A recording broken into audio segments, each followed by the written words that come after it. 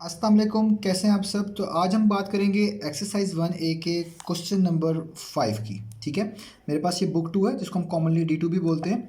तो आइए स्टार्ट करते हैं क्वेश्चन नंबर 5। इसकी पहले स्टेटमेंट रीड करते हैं। तो लिखा हुआ है फाइंड द कॉस्ट ऑफ, आपने कॉस्ट निकाल के दिखानी है। आगे क्वेश्चन यहाँ से पढ़िएगा। तो कॉस्ट निकाल के दिखानी है 10 किलोग्राम ऑफ टी लीव्स की, यानी 10 किलोग्राम टी लीव्स कितने के होंगे उनकी कॉस्ट फाइंड करके दिखानी है। When 3 kilogram of tea leaves cost $18, जबकि 3 किलोग्राम जो टी लीव्स हैं उनकी कॉस्ट $18 है। तो बेसिकली जो वन के बाद वाला डाटा गिवन है इसकी मदद से बताना है कि 10 किलोग्राम टी लीव्स की कॉस्ट क्या होगी, जबकि 3 किलोग्राम टी लीव्स की कॉस्ट कितनी है, $18। इसी तरीके से बी पार्ट में बताना है 1 किलोग्राम ऑफ शुगर, इसकी कॉस्ट निकालनी है। आप ऊपर से पढ़ सकते हैं find the cost of 1 kilogram of sugar जब when b kilogram of sugar cost $C, जब बी किलोग्राम शुगर कॉस्ट करेगी $C।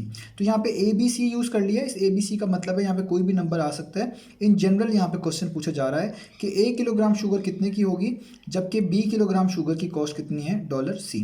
तो आइए इस क्वेश्चन को स्टार्ट करते हैं। तो यहाँ पे लिखा हुआ है पार्ट नंबर ए में कि 10 किलोग्राम ऑफ टी लीव्स की कॉस्ट फाइंड करनी है, जबकि 3 किलोग्राम ऑफ टी लीव्स की कॉस्ट कितनी है, $18, वो गिवन है। तो ये व्हेन के बाद जो हमारे पास स्टेटमेंट है हमने इसी के लिहाज से डाटा कवर करना है। तो आपको समझाने के लिए जो कि हमेशा करता हूँ इस एक्सरसाइज के अंदर, मैं बनाऊँगा यहाँ पे सेक्शंस। तो हमारे पास बात हो रही है किलोग्राम ऑफ टी लीव्स का मतलब है बेसिकली ये उसका आप कह लें एक तरह का वेट है या उसका एक तरह का मैस कह लें। ये हमारे पास उसका मैस है और उसकी कीमत और उसकी कॉस्ट है। ठीक है, तो यहाँ पे मैं लिख लेता हूँ मैस। ठीक है, और यहाँ पे मैं लिख लेता हूँ कॉस्ट। आप इसको फ़िलहाल समझने के लिए वेट भी लिख सकते हैं, वो अलग बात है, मैस और वेट में फ़र्क होता है। तो मैस यहाँ पर मेरे पास गिवन है लेट से 3 किलोग्राम, और जो उसकी कॉस्ट है उन टी लीव्स की, वो कॉस्ट है हमारे पास बेसिकली $18 जो कि गिवन है। ठीक है, कि 3 किलोग्राम टी लीव्स की कॉस्ट कितनी है, $18। तो यहाँ पे 3 किलोग्राम की कॉस्ट कितनी लिख ली है, $18।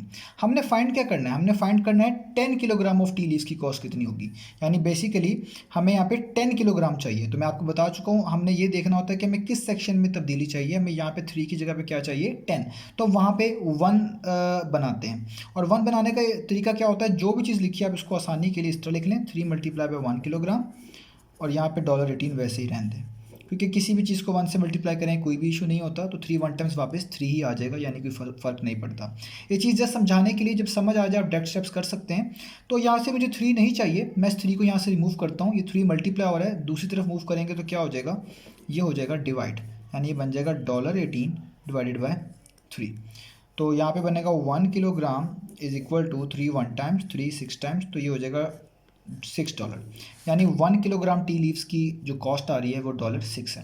अब यहाँ पे 1 बनाने का ये फ़ायदा है कि अब आपको कोई भी वैल्यू चाहिए होगी, आप जस्ट उस वैल्यू को इन दोनों साइड से मल्टीप्लाएंगे, वो ऑटोमेटिकली आपको आंसर दे देगी।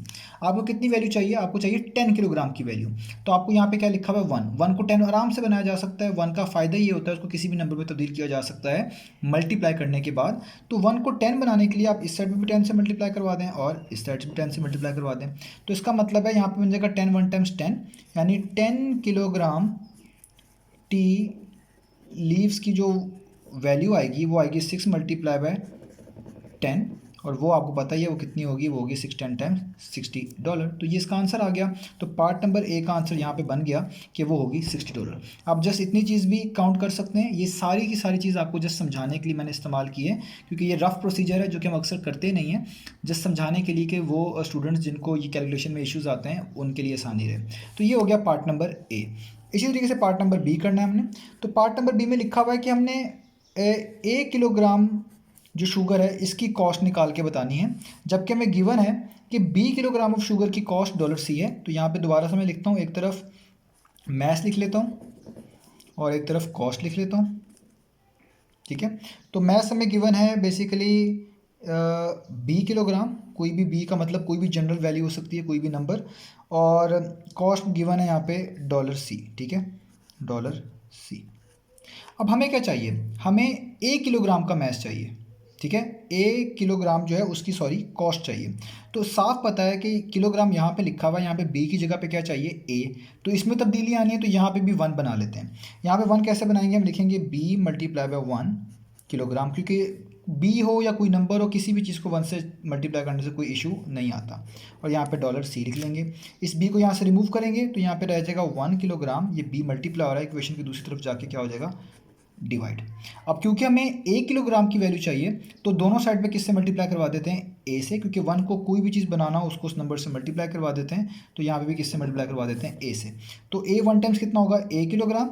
इसका मतलब cost of A kilogram, A 1 times A kilogram tea leaves, ठीक है, वो कितनी आने वाली है हमारे पास, ए को सी से मल्टीप्लाई करेंगे क्या होगा, जस्ट ए सी, और नीचे क्या आ जाएगा, बी। यानी इसका आंसर आ गया, उसकी कॉस्ट होगी कुछ ए सी ओवर बी। तो ये इसका सोल्यूशन था।